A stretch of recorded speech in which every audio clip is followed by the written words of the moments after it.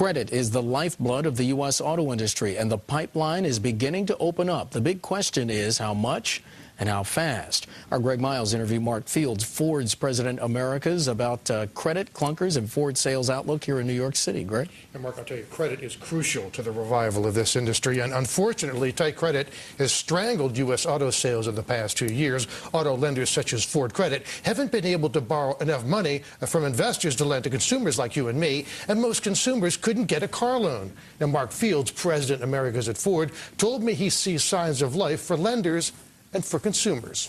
We have seen in the credit markets, we have seen some loosening up in terms of capacity that's out there, and I would say investor appetite for either asset-backed or really unsecured funding as well. So we're seeing a little bit of unthawing, if that's a word, in the credit markets, and I think that bodes well not only for the general economy but for the auto business as well. We wanted to put out again, though, if I'm somebody with a 600 credit score instead of a 700, it's still pretty tough for me to find a place to get an auto loan, right? Well, relatively speaking, versus 2-3 years ago, yeah, the standards are tougher for some companies as they rate them, but relative to, let's just say, 6 months ago, probably a bit easier. Well, despite this modest improvement, tight credit is one reason Ford expects industry sales to fall in the wake of the Cash for Clunkers program. We think that between now and the end of the year, clearly there's going to be a reduction in the sales rate that we've seen over the last 4 to 6 weeks with the Cash for Clunkers. So clearly that's going to come down. But, we knew that this stimulus action was going to be temporary.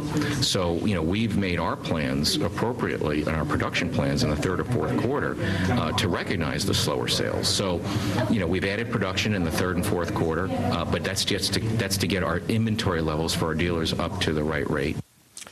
Well, Ford is forecasting that U.S. sales will fall to between 10.5 and 11 million units this year, down sharply from a year ago, but improve modestly to 12.5 million units next year. Mark. Greg, Ford's unusual. It slashed its incentives offered to consumers in the past year despite this brutal market. How did they do that? That's pretty remarkable, isn't it? Yeah. Mark Fields said that actually they are down from a year ago. Auto data, by the way, says they're down around 25% from a year ago in a market when others are boosting their incentives to fight for market share. He says the reason is because Ford is producing better products like the Ford Focus, the Fusion, and also they've got better residual values. It means better resale value. I mean, that's an unusual positive trend. Bloomberg's Greg Miles joining us. Greg, thanks.